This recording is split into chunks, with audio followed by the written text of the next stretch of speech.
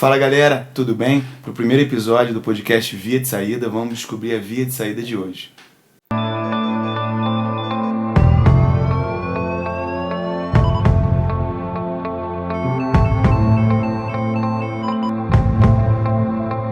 Eu sou o Guilherme Levi, apresentando o nosso grupo, nossos integrantes. Sou o Guilherme Levi, fiz cardiologia no Procardíaco, no momento junto com o Igor e um dos outros nossos integrantes fazendo fellow de arritmia no INCOR. Igor?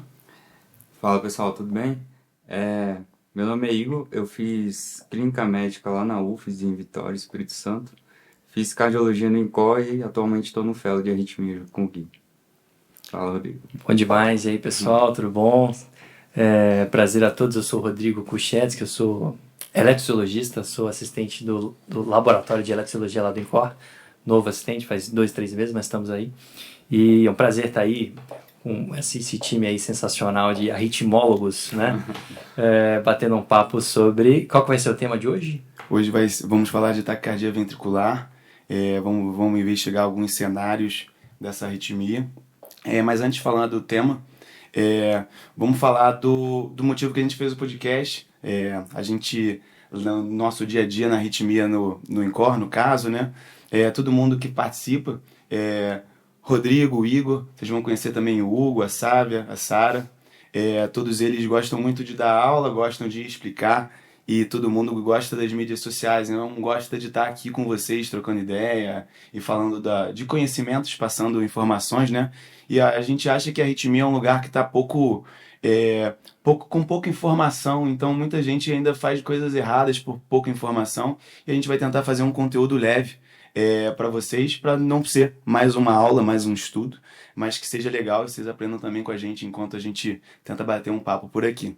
E falando da taquicardia ventricular, Igão, o que você conta? Então, a gente pensou numa maneira legal, menos formal assim, de tentar falar do tema. Então a gente vai dar falar um caso para vocês e a gente vai tentar desenrolar em cima desse caso, tá? Boa, vamos lá. E se tiver caso de vida real, quiser dar um exemplo também, a gente pode falar que acontece no dia a dia de cada um. Lembrando que ninguém escutou o caso, é tudo ao vivo aqui. Exato. Então, vou jogar um caso e a gente vai tentar desenrolar. Então, vamos embora. Vamos supor, você está no plantão, no pronto-socorro, na emergência, chegou um senhor de 60 anos, masculino, com um ataque cardíaco e na monitorização tem um ataque cardíaco de QRS largo. Como que a gente vai abordar esse tipo de paciente, desse tipo de situação? O que vocês falam? Começa lá, Guilherme, vai lá. A gente está num cenário de emergência, né? Então pensando que a gente está num hospital, não precisa ser quaternário, não precisa ser um hospital muito grande, né? Você está dando o seu primeiro plantão, está dando um plantão da clínica médica, está no sábado à noite para piorar a situação toda. Aí não tem saudade, mas a gente está sempre nesse plantão. Passagem de plantão. Aí chega esse senhor com uma taquicardia de QRS largo. Aí todo mundo que não se move, acho que ganha move, é um clichê, mas monitoriza, oxigênio se precisar, o acesso venoso e o eletro. O eletro a gente tem uma taquicardia com QRS largo. Primeira pergunta é se o paciente está instável ou estável. Aí conta pra gente, Igor, como é que tá essa pressão, como é que tá o paciente. Então, é bom a gente tentar sempre procurar, primeira coisa é isso, eu acho, né? Tentar procurar sinais de instabilidade, tá? Então a gente pode desenrolar aqui e falar mais ou menos quais são esses sinais, se tiver presente, se são mesmo eles que estão causando a instabilidade do paciente, que às vezes a gente sabe que pode confundir. Mas esse senhor, ele chegou com uma dispneia, além da palpitação, da sensação da taquicardia, desconfortável, um desconforto respiratório com a PA de 90/60. O que vocês falariam a mais aí? O que vocês querem saber mais? Como é que... Não, legal, Igor. Eu pontuaria aí um detalhe a mais, porque na maioria dos lugares é meio trivial que o paciente com ataque cardíaco vai para a sala de emergência, na frequência alta. Mas eventualmente você tem um serviço de saúde mais desorganizado, esse paciente pode passar despercebido no pronto-socorro, né? Então quando ele chega, é importante se identificar os dados vitais, e qualquer dado vital bem alterado merece uma avaliação rápida de emergência. E a gente já fez isso, ele está lá na sala de emergência, você viu que tem no monitor uma coisa estranha, e ele está com algum sinal de, aparentemente, instabilidade. Por quê? Você falou que ele está com dispneia, né? Isso. É importante lembrar os grandes sinais cardinais de instabilidade nas taquiarritmias, né? Dispneia é um deles, né? Dispneia me remete a pensar que o paciente está, por exemplo, com um quadro de insuficiência cardíaca aguda, né? Exato. Então, que a taquiarritmia está gerando uma disfunção ventricular aguda e gerando lá mini edema agudo do pulmão, uma congestão pulmonar. Então, dispneia é um sinal relativamente de alarme, né? O que mais? Dor torácica. Dor torácica também é um sinal de alarme. Tomar um pouco de cuidado com as dores torácicas, convenhamos, né? Que acaba que pode confundir, né? A dor torácica típica, tendo um substrato, né? Tem muita ansiedade muitas vezes nesses casos, então tem que tomar um pouco de O cuidado com a próprio dor pavor torácica. do paciente, às vezes, de estar na emergência, passar por aquilo tudo já dá uma... Com Pode certeza. confundir os sintomas.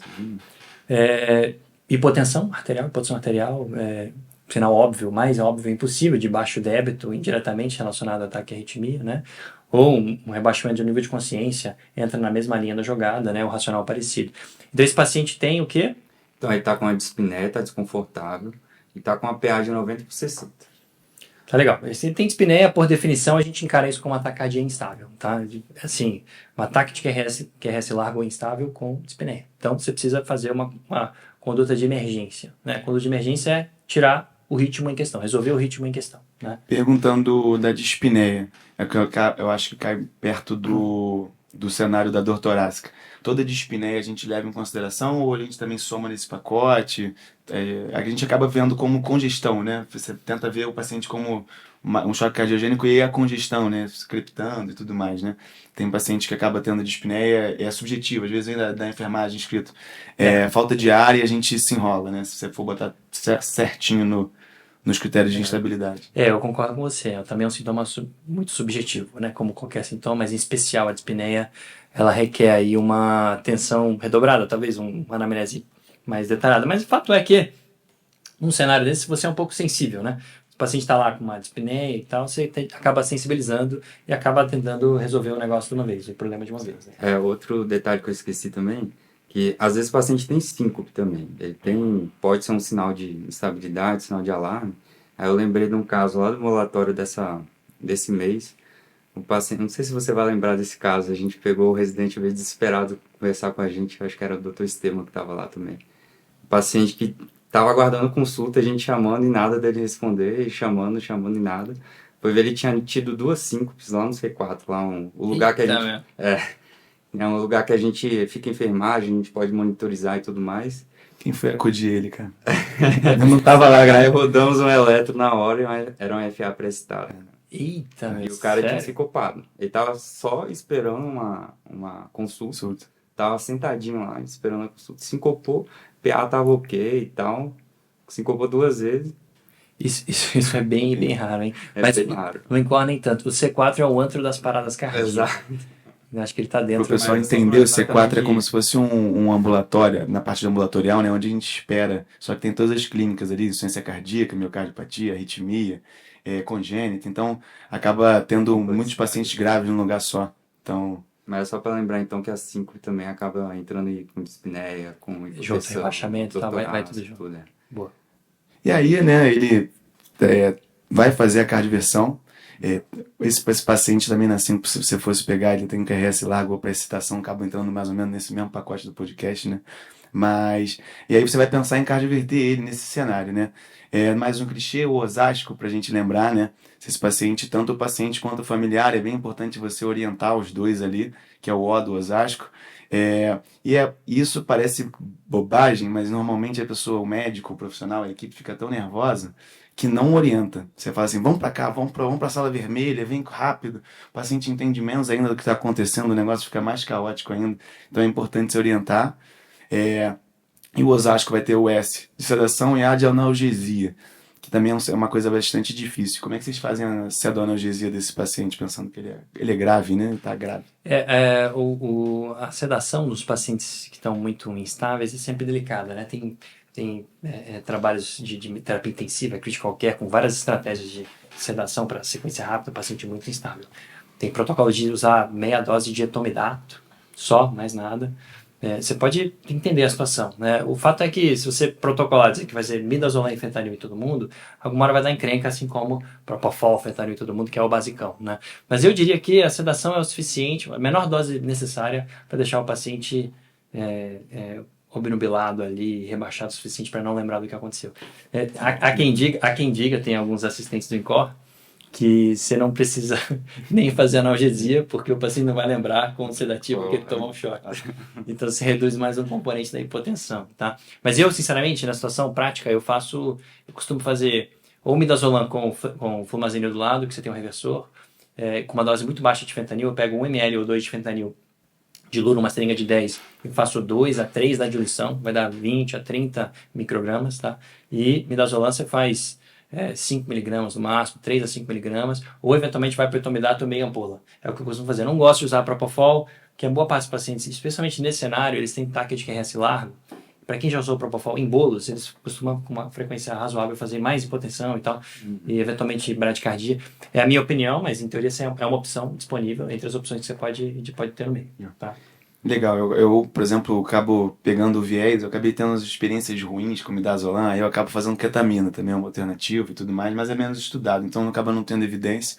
Mas vai da prática de quem está fazendo, né? Mas o importante é ter segurança e fazer com calma isso tudo. Ketamina é uma boa, porque não tira o nível de consciência. Desculpa, não tira o drive, né? respiratório. Então, eventualmente é uma opção boa, né? Mas se você orientou cedo, você tem que ter o ambu do lado também. Isso é importantíssimo. Preparar o ambiente para sedação. Sim. Às vezes rebaixa, às vezes perde o nível de consciência, perde o drive. Tem que se preparar para dar errado, né? Tem que deixar tudo certinho. Certinho, que você der errado.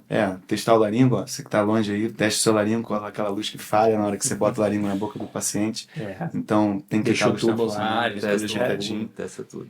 Então, Osasco, OSA, o outro S é sincronizar. Depois você já está sedado, com tudo certo, você vai sincronizar e aí, de fato, cardioverter e, na sequência, observar. Como é que é a cardioversão? Como é que vocês fazem? Visto o cenário, né, a gente tem um cenário adequado, deixa realmente tudo preparado, o tubo, o laringo, deixa a equipe de enfermagem preparada, vendo um cenário crítico e tendo falta de acesso nas coisas na mão, às vezes tem aquela coisa de não ter nada no carrinho, tem um carrinho despreparado, se você precisar deixar uma mina para entrar, caso esse paciente choque ainda mais, depois é importante. E aí, deixando esse cenário todo preparado, né, você vai sincronizar no desfibrilador, vai deixar, pensando num ritmo regular, vai deixar sincronizado, vai cardioverter em 200 joules. Por que carga máxima, né? Eu acabo explicando sempre por causa daquele trial shock da FA, mas tem alguma outra evidência que deu uma legal? A evidência da carga, na verdade, ela é mais lógica do que parece, né? Os ritmos organizados, eles requerem pouca energia para você cardioverter. E os ritmos desorganizados requerem uma energia alta. Precisa desfibrilar todo o miócito. Então, para fibrilação atrial, o CLS coloca 120 a 200 do bifásico, né? Em geral, você precisa de energia alta, muito alta. Fibrilação atrial e fibrilação ventricular. Flutter atrial, o clássico, energia baixa. Sim. Taquicardia ventricular, por incrível que pareça, na maioria das vezes com energia baixa você reverte. A gente já fez um teste na eletrocirurgia, lá em cima no laboratório, a gente reverteu uma TV instável com 10 joules de carga. Nossa. Por quê? Porque o ritmo não regular... Não bota 200 não, gente. Bota 100. Só botou muito É que tem muita ansiedade no meio e tal. Na dúvida, você vai sempre botar carga. O paciente não vai sentir muita diferença, não. Tá sedado, meu. Você vai lá carregar. Não lembra o que é. Gira até o máximo e manda bala. Mas fato é que o racional da carga ele está relacionado à desorganização do ritmo. Quanto menos massa crítica de miocárdio você precisa para reverter, melhor energia que você precisa. Uma TV instável, uma TV monomórfica, um flutter, que é um circuito estável, se você disponibilizar uma célula suficiente para não manter o circuito, é o suficiente. Então, energia baixa resolve. Uma FV, FA, energia alta. E aí, cardiovertemos. Aí, o Igor tá na condução ali no final do plantão. Você faz o que com ele depois que ele voltou ao ritmo? Então, aí a gente reverteu, tá em sinusal. A grande pergunta é, eu vou mandar para casa? Eu vou internar? Resolveu casa, né? Resolveu. O cara tá sinusal. Tá excelente, ele tá mais confortável, Guilherme. Conversando, pediu pra ir embora. Ele tá respirando normalmente. De repente pode dar um beta-block, aí vai embora pra casa com um beta-block. Toma aqui o seu atenolol e tchau. Como é que vocês fazem? A gente tem que internar. Dificilmente você vai mandar esse paciente para casa, dificilmente mesmo, só se for um paciente muito conhecido seu, tendo inúmeras intercorrências, que não é o caso da maioria das vezes, tá? Então interna ele, vai pedir a internação. E aí você vai pedir os exames, né?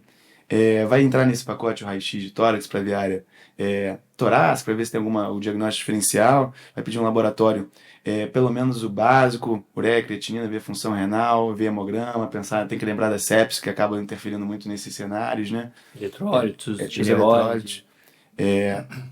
A gente, quando tá fora da cardiologia, eu acho que a gente pensa muito no sódio e potássio. Tem algum outro eletrólito que vocês sempre pedem?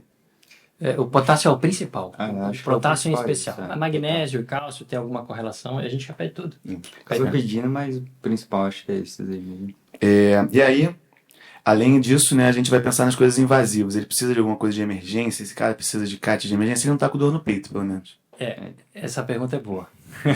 Manda pro CAT ou não manda pro Eu, CAT? eu diria assim, as pessoas às vezes esquecem, né? Porque às vezes quando você está muito treinado, o clínico geral, ou eventualmente um médico generalista, ou o próprio cardiologista, ele tem uma noção muito de emergência. Então, eventualmente, você resolveu uma CLS, você fez uma CLS, resolveu a emergência, você esquece que tem um monte de coisa para frente, né? Emergência é só uma etapa do processo. Aí você resolve e esquece que o paciente pode ter de novo, o paciente tem uma série de encrencas. O paciente chegou com um ataque de QRS largo, você nem sabe exatamente o diagnóstico, você não sabe por que ele teve aquilo, você não sabe se ele tem risco de ter de novo, se tem risco de uma morte súbita. Então esse paciente definitivamente não pode sair do pronto-socorro. Pelo menos até uma avaliação original. Isso é muito importante. E aí, na sequência, é o que a gente chama de avaliação secundária, né? Você vai fazer o que o Guilherme falou. Você vai fazer uma série de exames laboratoriais. Se talvez agora, com mais calma, você pode olhar o eletro, né? Até agora você não olhou o eletro direito, porque o cara tava meio chocadão. Então, você trata tudo como TV. Isso é importante. Você não precisa ser um especialista em elétrico para lidar com uma emergência dessas. Você só precisa tratar tudo como se fosse taquicardia ventricular e depois você vê o que é. Essa é a parte mais importante, né? Quando a gente tem aquelas aulas clássicas na parte de formação, eles sempre lembram dos 80% que é TV, né? A grande maioria é TV, né? Então a gente também não dá tempo de fosforilar, né? São casos que até teve um plantão essa semana que a gente estava discutindo, né? Que ligaram pra gente para poder discutir de uma ataque cardíaco com QRS largo. Por acaso não era TV, né? Mas, estando instável, acaba todo mundo no mesmo guideline, né? Que o guideline não é nem o guideline da cardiologia, não, é CLS, né? É até pré, né? Para todo mundo. É a hora de você fosforilar, pensar o que que é, fazer critério de diferenciação de taquicardia QRS larga e depois. Na emergência é o que a gente falou. Primeiro você vai focar na estabilidade, vai cardioverter o paciente, depois a gente faz essa abordagem. Não é todo mundo que é ritmologista do INCOR aí, né? Puxando a bola de você. Ajuda a parte do perrengue. Mas lembrando, a gente tem os principais critérios, só para vocês lembrarem, tem Brugada, Veriquei, Pava, Santos, cada um é de um jeito, cada um olha de uma forma, mas tudo é para você tentar diferenciar a TV, né, a taquicardia ventricular, de uma supraventricular com aberrância, mas isso é realmente para fazer depois do cenário crítico, né? E aí a gente internou esse paciente, ele fez os exames, não fez o CAT, ou fez o CAT, acabou que não fez o CAT. A gente cortou, né? Da parte secundária, da avaliação secundária. Entra ali, a gente falou, se você vai analisar o eletro, se quiser discutir com algum ritmo, você faz exames de sangue, a gente faz um ecocardiograma, é importante para ver se tem. O ecocardiograma é importante até para nessa diferenciação do eletro ali, porque você faz um eco e tem lá uma asnesia inferior, muda a conversa, já aumentou estratosfericamente a chance de ser uma TV, e a gente nem viu o eletro aqui oficialmente. Então, é importante ver o eco, né? Eventualmente você faz outros exames, um deles, que o pessoal tem muita dúvida, é o cateterismo, que a gente estava discutindo, né? Esse paciente precisa fazer um cateterismo? Essa é uma pergunta muito boa, porque é o seguinte, estatisticamente falando, né? Se a gente for olhar a maioria dos casos, a grossa maioria dos pacientes que chegam no pronto-socorro com uma taquicardia de QRS largo, especialmente uma taquicardia ventricular, monomórfica, que seja, que tem a mesma morfologia sempre, eles não vão estar tendo uma síndrome coronariana aguda, não vão estar tendo um infarto agudo, né? Ah, mas a troponina subiu. Muito provavelmente a troponina subiu num cenário de consumo, né? Existe até, inclusive, como uma das causas, ou a causa mais comum de taquicardia ventricular monomórfica é a miocardiopatia isquêmica, existe uma chance muito alta desse paciente ter doença arterial coronariana. E quando você está diante de um paciente com uma taquicardia ventricular monomórfica que aumentou a troponina, às vezes é muito comum você trocar quem veio primeiro, o ovo ou a galinha. Tem que tomar bastante cuidado com a interpretação. Porque o mais provável, estatisticamente falando, é que o paciente tem uma taquicardia ventricular monomórfica por outros motivos. Em geral, um paciente que tem uma cicatriz ventricular de um infarto bem antigo, em geral, infartos bem antigos mesmo, 10 anos atrás, tem lá uma cicatriz no ventrículo, fez uma reentrada, e esse paciente ainda tem uma lesão residual, eventualmente, aumenta bem a troponina, inclusive, aí você faz um CAT, porque está arraigado no conceito cardiológico. Você até brincou que a cardiologia no Brasil e no mundo podia se mudar de nome para coronariologia, porque é muito arraigado esse conceito, né? Não só aqui, no mundo inteiro, né? Que a coronária pode ser responsável por esse tipo de problema. Então você vai lá, faz um CAT, você vê uma lesão, você angioplasta e você acaba com a interpretação de que o problema está resolvido. Isso é um problema mais comum que eu te diria na prática como eletriciologista na vida aí. Eu sou um pouquinho mais velho que vocês aí na história natural da doença, mas o que a gente vê na prática é isso é comum. Você pede uma avaliação, uma interconsulta para um paciente que chegou nesse cenário com uma TV, fez um CAT, tem uma lesão, angioplastia, uma lesão, e acha que o problema está resolvido. Na prática, a chance de resolver o problema é você estar desvirtuando o foco. O foco nunca foi a doença arterial coronariana. Ela é, assim como uma DAC crônica estável, na maioria das vezes é uma doença crônica, que naquele momento não fez um evento agudo, e a gente está diante de uma TV monomórfica cicatricial até do infarto, mas um infarto de milênios atrás. Essa é a estatisticamente falando, desculpa, o mais provável que aconteceu nesse caso. Tá? Esse é um aprendizado muito legal, que até mudei muito o conceito dessa análise passando do Rio para cá. No Rio a gente tem uma coisa mais enrijecida em buscar o CAT. Então um salve pro Manda pro CAT, que é amigo pessoal. Então a gente sempre acabava no CAT.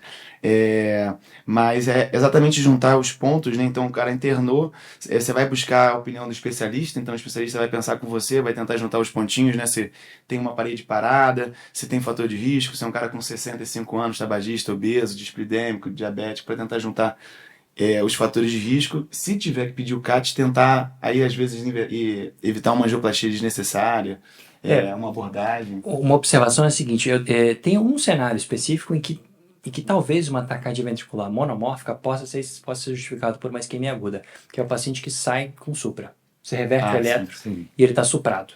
O paciente está suprado no eletro, eventualmente ele pode ter, existe o que a gente chama de reentrada anisotrópica, na borda do infarto, você pode fazer um mecanismo de reentrada funcional. Porque as fibras que morreram estão numa disposição diferente das fibras que estão vivas. Aí então faz uma micro-reentrada na borda da área de cicatriz. Da área de cicatriz não, da área de infarto agudo. Então o infarto agudo com supra pode eventualmente causar. Geralmente ele faz FV. Na maioria das TV polimórfica, fibrilação ventricular, mas eventualmente uma TV monomórfica rápida pode ser justificada. Então se você faz o CAT, reverte a arritmia e sai com supra, aí tudo bem, você esquece a arritmia e foca no supra. Agora, se ele sai... CAT é bom. Aí tudo bem. 100% de aproveitamento do Mas CAT. isso é meio óbvio, né? Mas se sai sem supra, eu te dou uma quase certeza que o mais provável é o cenário que a gente falou lá atrás. Tá? Legal. Então isso é muito importante. Muito importante porque tem um trabalho espetacular da Cleveland Clinic, que saiu há 2 anos atrás, 1 ano atrás. Ou foi até esse ano, talvez seja engano. Depois eu faço a referência. Mas é um trabalho muito bom que ele pegou pacientes, fez uma análise retrospectiva de pacientes com... taquicardia ventricular que foram encaminhados para ablação por catéter lá na Cleveland Clinic e avaliou quais deles tinham uma avaliação de isquemia antes do procedimento, geralmente com cateterismo. Tá? E aí ele viu se fazer o cateterismo antes da ablação mudou o desfecho do paciente no segmento e ele não viu nenhuma diferença. E um resultado espetacular desse trabalho é que desses pacientes que fizeram, se eu não me engano, 4 deles fizeram uma revascularização cirúrgica. E os 4 recorreram à TV no pós-operatório. Então, é a informação mais importante que a gente pode ter. Precisa-se meio que desmistificar um pouco esse conceito que está muito arraigado na medicina e na cardiologia, de que a TV monomórfica tem esse comportamento. Critério de positividade de um teste ergométrico de alto risco é a arritmia ventricular. Ele coloca como teste positivo, se ele faz uma TV monomórfica do pico. Tomar muito cuidado. Acho que a eletrologia e a ritmologia avançou de um jeito em que a gente entendeu mais como é que funciona, como é a fisiopatologia da doença. Então a TV monomórfica, para ser justificada por um quadro transitório agudo, é um pouco complexo. O que acontece às vezes é que você tem um trigger. Você tem um iniciador. A isquemia transitória ou então o distúrbio eletrolítico pode servir de trigger para fazer a reentrada e o curto-circuito. Mas não vai justificar o problema inteiro. Tem alguma coisa lá, geralmente é uma cicatriz muito bem formada, que faz o tal do curto-circuito. Legal. Agora o pessoal não pode falar. O Brugado o pessoal sabia, né? Essa informação eles não sabiam. E aí a gente internou, fez a estratificação e vai mandar ele para casa. Fez toda a avaliação realmente, a gente de forma segura vai mandar. Fez o CAT, porque todo mundo fez. Ele acabou ganhando o CAT. Mas não ganhou um stent, não tinha lesão coronária, não tinha nada disso. E aí ele foi para casa. Se ele voltar amanhã, se ele voltar amanhã com a mesma clínica, você faz a mesma coisa, Igor? A mesma coisa? Chegou igual. Mesma coisa, fosse de novo, doutor. Mesma coisa de ontem para hoje.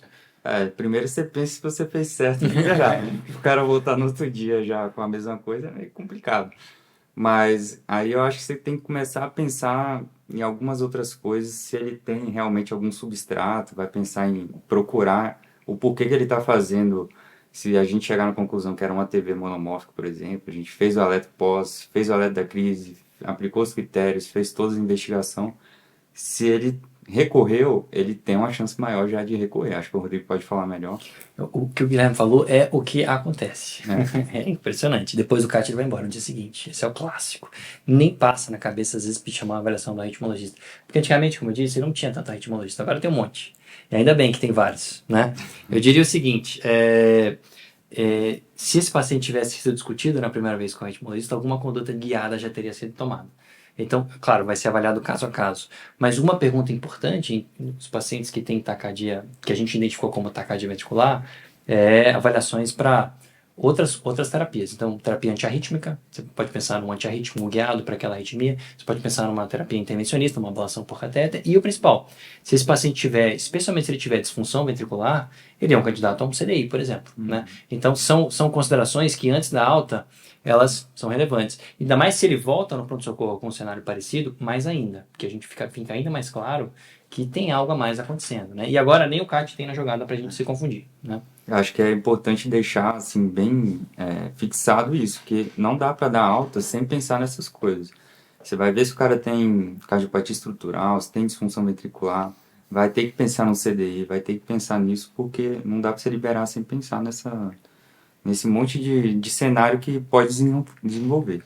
Mas ele teve uma TV na outra e agora teve outra. É isso? Eu resolvi botar um pouquinho de fogo no plantão de vocês. Aí vou dizer que ele teve a mesma TV, igual a anterior, QRS largo, mas a gente não vai fosforilar de onde que tá vindo, mas QRS largo, mas igual a de ontem. Igual da última internação. Mas foi cardiovertido e não reverteu. Aí ligaram para vocês pedindo ajuda. O plantonista tá de noite lá, 10 horas da noite ainda, dá tempo. Tá cedo ainda. Então ele teve uma TV, a gente fez toda a investigação, acabou sendo liberado, voltou, teve TV de novo, a gente cardioverteu, não saiu, tá tendo TV, acho que a gente acaba entrando num cenário aí que a gente pode falar que tá entrando numa tempestade elétrica, praticamente. Tempestade elétrica é um belo nome, né? As pessoas assustam com o nome também, né? Não sei quem deu esse nome, mas é um nome Um bonito. nome bom, né?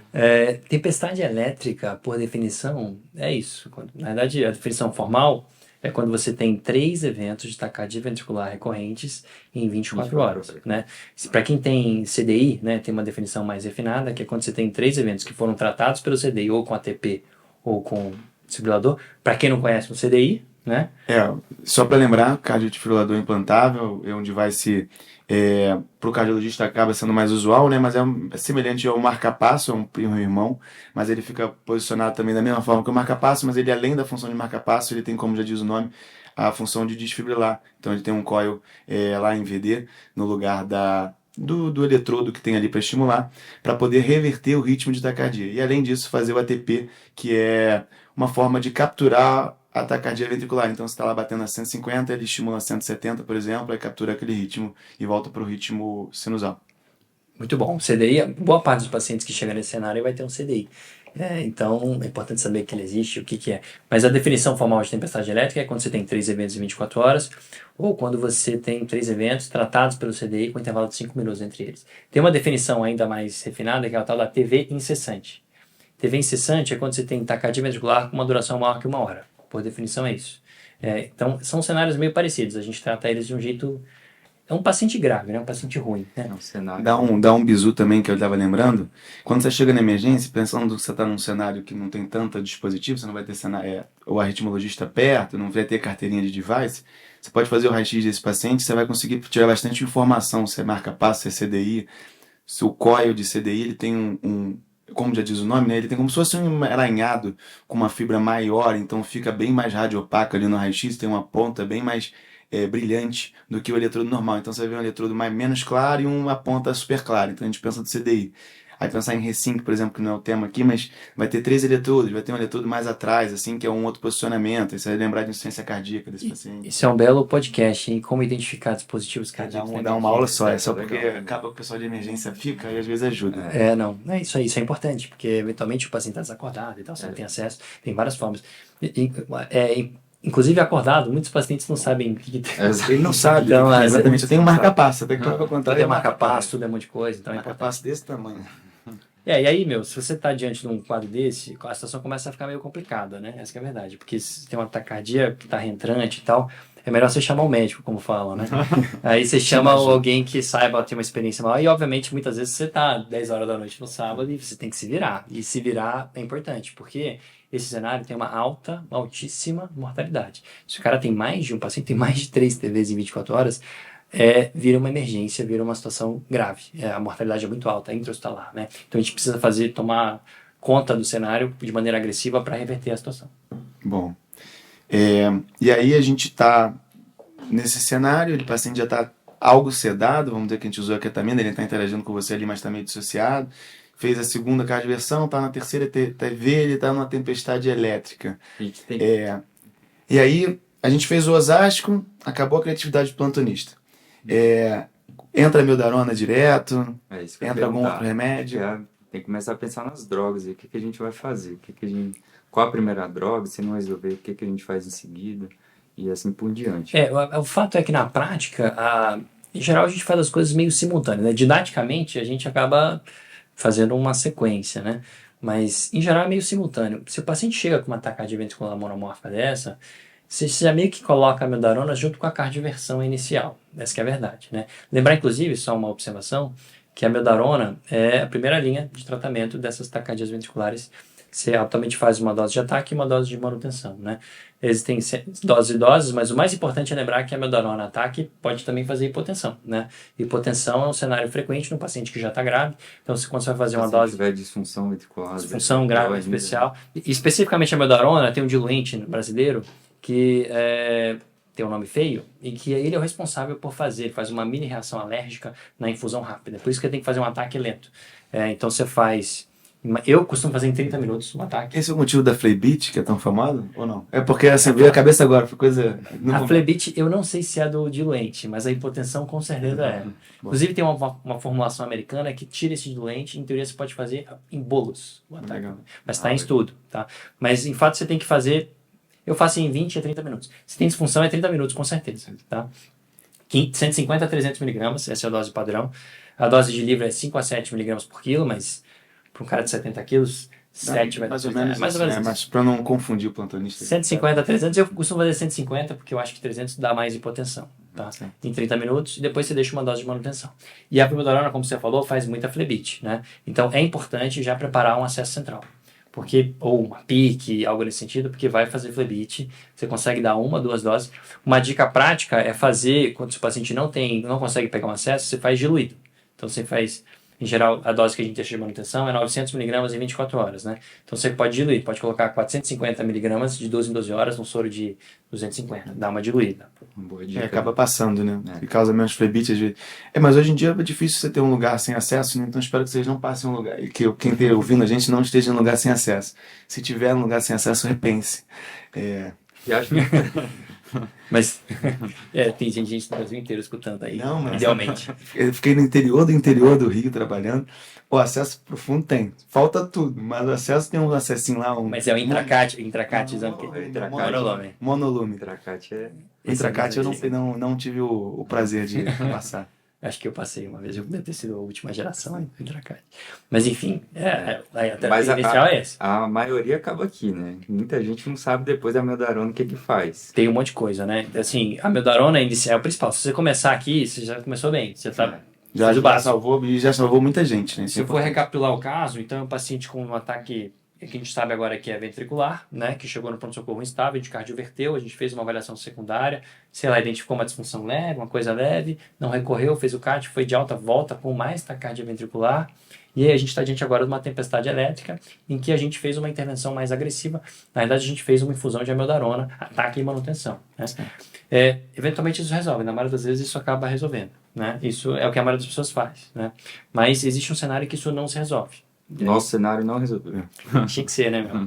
Ainda tá fazendo tempo. Só porque já tá à noite aqui na gravação do podcast, mas tudo bem. O potássio, o plantonista também botou acima de 4, magnésio acima de...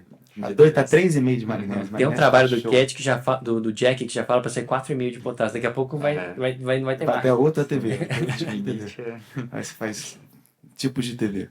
Não, é legal. Ó. Então você já está lá, fez a mildarona, e aí o que você faz, né? Então, eu diria que a fisiopatologia da tempestade elétrica tem 3 grandes coisas. E você tem que tratar essas 3 grandes coisas para resolver o problema, tá? Primeira coisa, existe um substrato. O substrato, ele é pró-arrítmico e você precisa cortar o substrato. O principal é a amiodarona, o antiarrítmico de escolha. Em alguns pacientes, você precisa associar um segundo antiarrítmico, que a gente já discute, para segurar o substrato. O segundo ponto é o estresse simpático. O estresse simpático, ele faz muita parte do processo fisiopatológico do paciente com tempestade elétrica. Tem trabalho com cachorro mostrando que quando você estimula o gânglio estrelado, o que é o gânglio estrelado, para quem não sabe?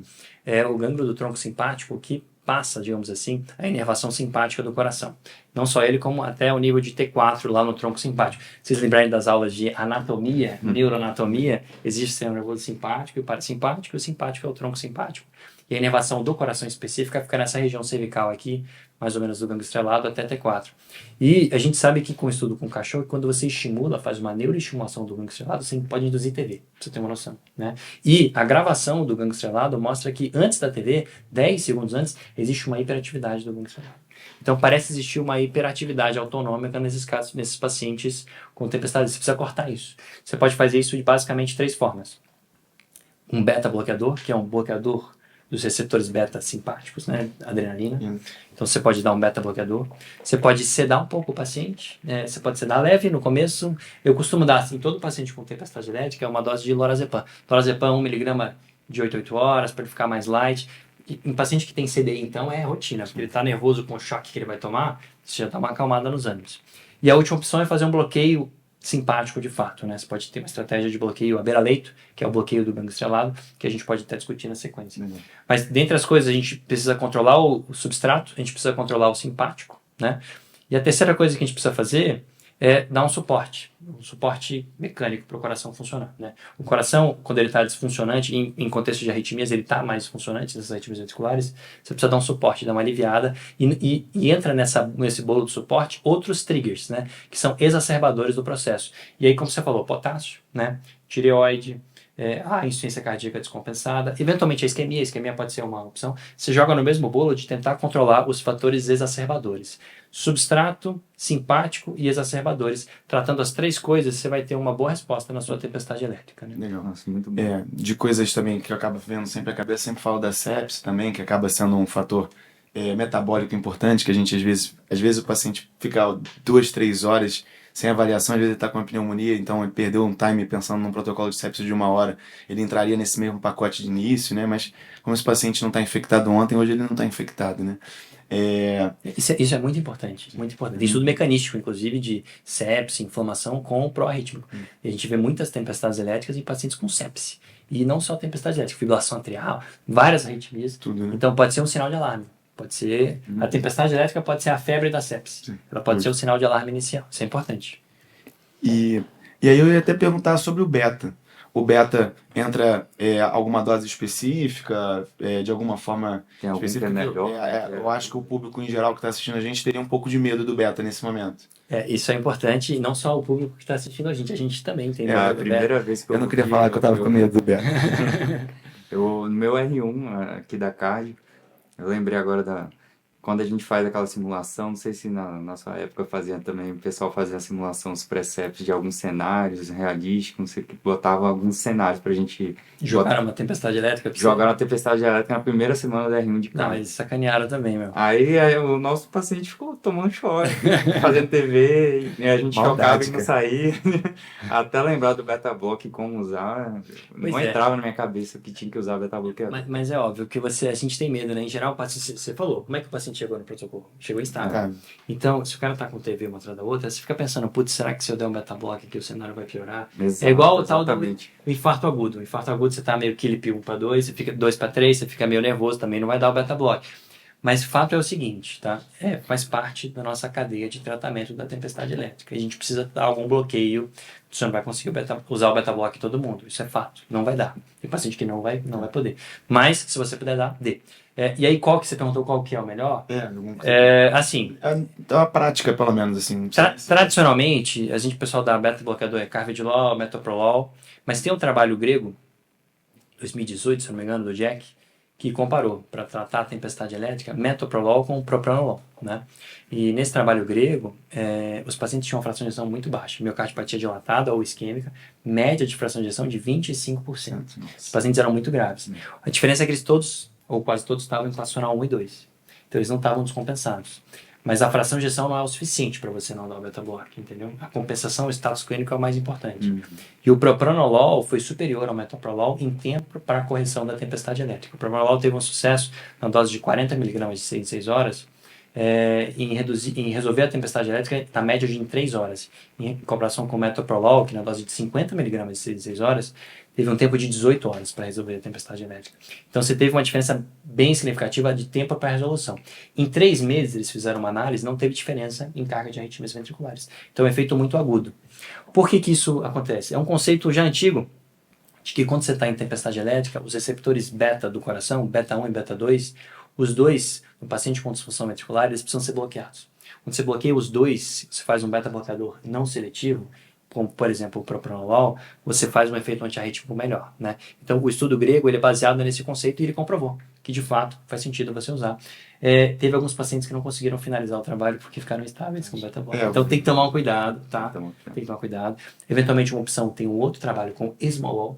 Esmolol é endovenoso. Para quem nunca usou o Breviblock, né? Você faz uma diluição grande, geralmente recebe bastante volume, mas é um remédio que você pode ir lá e desligar se tiver alguma encrenca. Também teve alguma eficácia num outro trabalho mais antigo com tempestade elétrica, né? Então é possível você lançar a mão, né, de uma estratégia delicada. Mas o beta-block, ele faz parte do grupo dos bloqueios simpáticos, né? Então se você não pode usar o beta-block, você tem que fazer um outro tipo de bloqueio simpático. Certo.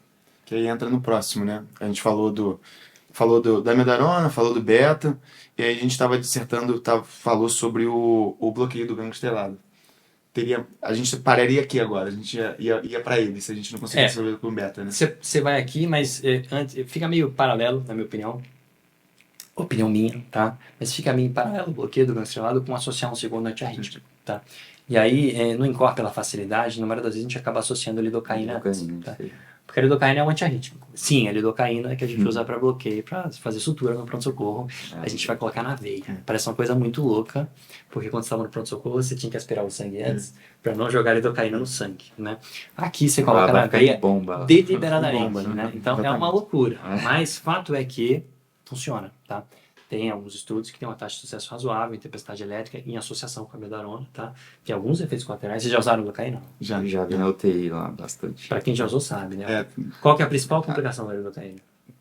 Não sei se é a principal, se eu vou lembrar, mas tem gastrointestinal e tem neurológico. Neurológico, com certeza, é o mais comum. Eu nunca vi, então acabei não gravando a complicação específica. E é muito rápido, nunca peguei. né? Não, a lidocaína, ela é um sedativo que você está colocando na veia. Então você vai sedar, o paciente fica meio... fica meio torporoso. Esse é o racional, tem que lembrar disso, tá? Então, e digo mais, a metabolização da lidocaína é hepática. E quando toda droga de metabolização hepática, ela é dependente de débito cardíaco, porque ela precisa chegar no fígado para chegar lá. E esses pacientes têm disfunção na maioria das vezes, né? Então, o paciente com disfunção ventricular, ele é mais propenso a intoxicar pela lidocaína. Então é um cuidado muito grande, né? A dose que a gente faz para diluir, para quem quiser pegar a prática, a gente usa 60 mg de lidocaína 2% com 40 ml de soro. Isso vai dar quantas ampolas? Muitas. Dá muita ampola. Ampola tem depende do tamanho 20 da ml, então se você usar 3 ampolas, é sempre mais lidocaína do que soro, tá? Então 60 ml de lido, 2%, com 40 ml de soro. Uma outra diluição maior é 150 ml de lidocaína com 120 de soro, dá a mesma dose. Nessa diluição, 5 melhora é 1 mg por minuto, 20 melhora é 4 mg por minuto, dose mínima e dose máxima, né? Em teoria você pode fazer um bolos, em geral a gente não faz bolos. Eu tive uma encrencaço uma vez com bolos, meio que uma parada cardíaca com bolos. Um efeito colateral segundo da lidocaína é uma bradicardia. Então, o bolos em especial você tem que fazer muito lento. Eu não recomendo fazer bolos, na minha opinião. Acho que é melhor você fazer só a dose de manutenção. E você começa a 1 mg por minuto. Em geral, 2 mg por minuto você pode dar. Quase todas as vezes que eu coloquei 3 mg por minuto, o paciente dava uma chumbada. Então, assim, e não é só... a intoxicação neurológica é uma coisa meio maluca mesmo, né? Não era nem só intoxicação, né? Não, era um paciente grave, Mas, assim, para quem já usou e viu, o paciente fica meio malucão, assim. É uma coisa meio confusa, crises convulsivas, ou fica tendo alucinações visuais, é uma coisa bem, bem típica.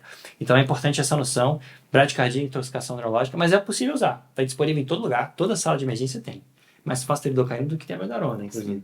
Então, é uma opção, tá? Você pode usar, e não faz flebite, pode usar no periférico, inclusive. E você pode, tranquilamente, é uma opção, uma segunda opção.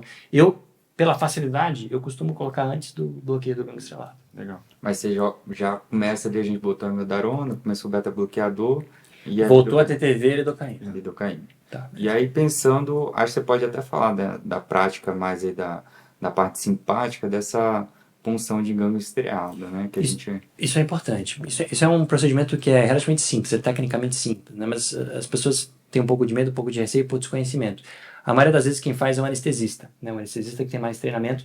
É feito o bloqueio do gânglio estrelado para tratar algumas dores de neuralgia do trigêmeo, ou então neuralgias, cefaleias autonômico-mediadas, ou eventualmente dores cervicais. Você pode fazer o bloqueio do gânglio estrelado por efeito analgésico. Então, o grupo da dor, ou então anestesistas têm essa experiência de fazer. Mas a gente usa, digamos assim, muito mais do que eles. Por quê? Porque tem vários trabalhos dizendo que a taxa de resposta, na média, é de 55%, 60% em 12 horas, mais ou menos, de reduzir a carga de eventos, né? Ela não é curativa, mas ela dá uma reduzida no processo. Tá? Então, basicamente é igual um acesso jugular. Se você passa um catéter central na jugular com ultrassom, você consegue fazer bloqueio do gânglio estrelado. Tá? Tem uma variação da técnica, você pode fazer um acesso posterior ou anterior, né? Mas basicamente você vai atrás da carótida, ao nível de C7 aqui embaixo, né? Aspirando, e injeta uma mistura de lidocaína com BUP ou ropivacaína, porque a ROP e a BUP, elas têm um tempo de duração maior. Então você faz essa diluição para durar 24 a 48 horas, que é o tempo médio de duração desses bloqueios. Boa parte das vezes, quando o paciente está acordado, ele faz uma síndrome de Horner. Lembra da síndrome de Horner? Legal. Fica com uma... Como se fosse... eu acabo lembrando mais da cara, né? Fica com a cara toda vermelha, né? Importante. Com queixas específicas. Porque quando você bloqueia o simpático, a inervação dos vasos sanguíneos do rosto é a mesma do coração, porque o simpático é cervical, é o que o gânglio estrelado. Então o rosto fica quente desse lado. Porque como você bloqueia o simpático, os vasos estão vasodilatados, estão vasos constritos. O sangue fica quente. E junto com isso você faz a síndrome de Horner. O olho fica miose, pitose e anidrase. Para de suar, fica quente, miose. Eu tenho vários exemplos, depois eu mostro pra vocês aí. Dá pra jogar aqui no podcast. Botar a imagem junto, assim, pra vocês verem. Mas é transitório. E é uma segunda estratégia, especialmente eu considero válida para os pacientes instáveis, que eles não podem usar beta-bloqueador. Então é uma estratégia bem interessante pra gente usar. Tá? E aí a gente tem um uso de 48 horas, mais ou menos, desse benefício, 12 a 48. E aí nesse meio tempo a gente ganha tempo para investigar. A gente faz mais algum outro exame. Pensando que ele fez o CAT ontem, fez o laboratório completo, tem BNP também, tem um exame de tireoide normal. Pediria alguma outra coisa? O eco sem disfunção segmentar também. Eu não sei se cabe, não nesse cenário agora, mas acho que uma ressonância talvez seria bom investigar também alguma cicatriz, alguma coisa. Sim. Mas a gente falou bastante, né? Não sei se... Tem umas doenças aí que são inflamatórias e fazem tempestade elétrica. Então, sarcoidose, o próprio Chagas tem alguma associação com inflamação aguda no miocárdio gerando. Tem alguns trabalhos, inclusive, de corticoterapia para tempestade elétrica, para você ter uma noção. Na sarcoidose é importante. Então, nesses cenários específicos, você pode lançar mão de outros exames. Aí, geralmente, é um centro especializado, terciário, quaternário, quintenário, por aí. Já falou com o especialista, então conseguimos resolver o problema dele. E aí, dos últimos degraus. Quando que esse paciente tem que fazer alguma abordagem invasiva, estudo, ablação? É o tal do super trunfo, né? Assim, tem que resolver, você não tem mais nada a fazer, você fala assim, pelo amor de Deus, alguém me ajuda. Isso é importante, porque a eletrologia, diferente do CAT, né, ela não está tão disponível 24 horas por dia. Né? Inclusive tem uma pesquisa europeia dizendo que mesmo na Europa, se eu não me engano, posso estar enganado, mas eram acho que 16 centros só na Europa inteira que tinham eletrologia 24 horas por dia. Tá? Então, o que dirá no Brasil? Acho que não tem nenhum. No INCOR, eu lembro, quando eu era fellow da Eletrofísio, eu lembro de uma ablação que foi feita às 10 horas da noite, em 2 anos de fellow. Então, é uma coisa muito rara. Na prática, quem vai lidar com a tempestade elétrica é o plantonista da UTI. Por isso que é muito importante ter essa noção. Tá? Eu diria que tem 2 outras coisas que você pode lançar a mão numa tempestade elétrica. A última delas é a ablação por catéter, que num caso refratário, ou especialmente num caso de TV incessante, TV lenta, ela tem um papel talvez mais precoce, porque a gente consegue ir lá e resolver cauterizar o foco da arritmia. Na maioria das vezes é um cenário já um pouco menos agudo, o paciente já resolveu um pouquinho da TV, e ele antes de ir embora, ou antes de sair da UTI, ele faz uma ablação por catéter, que é um procedimento relativamente complexo, tem uma taxa de sucesso variável, na faixa dos 60% a 70%. Tem uma relação direta do sucesso da ablação com a mortalidade hospitalar desse paciente, inclusive, né? Se a ablação consegue ser bem sucedida, o paciente tem um bom prognóstico. Se ela não consegue ser bem sucedida, a mortalidade é muito maior. Então, é um procedimento que faz parte do processo terapêutico e é como se fosse o procedimento definitivo, né? Porque na maioria das vezes o paciente volta a recorrer em algum momento da vida dele. Se não sai da tempestade elétrica, ele tem TV depois e tudo mais. Então é muito importante acabar passando, né? Uma coisa que a gente não falou que é muito importante é suporte hemodinâmico, né? Tem alguns casos, por exemplo, lá no INCOR, é muito comum quando o paciente tem disfunção ventricular grave e está em tempestade elétrica, o pessoal passar um balão intraórtico. Porque o balão intraórtico é uma estratégia interessante, por quê? Porque esses pacientes muitas vezes têm disfunção grave e para você melhorar a disfunção em baixo tempo, você tem que dar um inotrópico. O problema do inotrópico é que tem alguns protocolos em que a dobutamina induz taquicardia ventricular. A gente usa no estudo radiológico, às vezes tem alguns grupos que usam dobutamina para induzir TV, para mapear, para você ter uma noção, né? Então, é um cenário complicado. Então, o paciente, a gente passa para o suporte mecânico um pouco mais cedo, para evitar o uso do inotrópico que seja pró-arrítmico, né? Então, é uma estratégia interessante. Descomprimir o ventrículo também é relevante. Tem trabalhos ambulatoriais que mostram que o paciente em classe funcional 4 tem um Holter com muito mais extracístoles ventriculares do que o paciente em classe funcional 1. O estresse mecânico do ventrículo Faz muita diferença. ele faz muita diferença. Então, faz parte de você descomprimir o ventrículo, digamos assim, como parte do tratamento. E está na nossa terceira linha de tratamento da tempestade elétrica. Substrato, bloqueio simpático e exacerbadores e triggers, né? Entra também a disfunção no meio lá. Acaba sendo uma dúvida, porque depois do Covid ficou mais em voga ainda, né, que é o suporte mecânico. O suporte mecânico também entraria nesse mesmo raciocínio, pensando, lógico, como uma última exceção, né? A gente usa especialmente nesses pacientes, né, que tem disfunção ventricular de base, que é a maioria dos casos, mas tem alguns casos de taquicardia de tempestade elétrica, de paciente. Tem um caso espetacular no INCOR, de uma miocardite aguda fulminante, com taquicardia ventricular incessante, que gerou condutas, gerou ECMO. O paciente acabou virando para uma ECMO, ficou lá 12 dias em ECMO, a gente foi para ablação de TV, depois saiu da ECMO e ficou bem. Legal. Então é possível, uma estratégia disponível para quem está disponível. A gente falou de um monte de coisa que não está disponível na maioria dos serviços. E aí a gente falou de tudo, eu acho que esse paciente está bem cuidado, ele ficou bem.